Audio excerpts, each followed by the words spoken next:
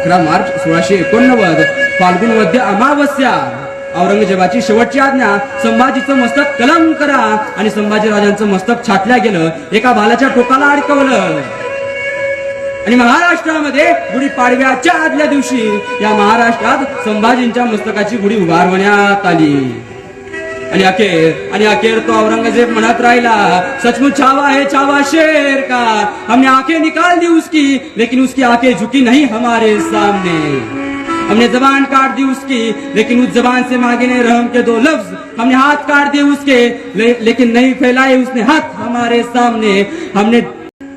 पैर काट दिए उसके लेकिन उसके घुटने टेके नहीं हमारे सामने, हमने गर्दन काट दी उसकी लेकिन उसकी गर्दन झुकी नहीं हमारे सामने, सचमुच छावा है छावा शेर का। धर्मासाठी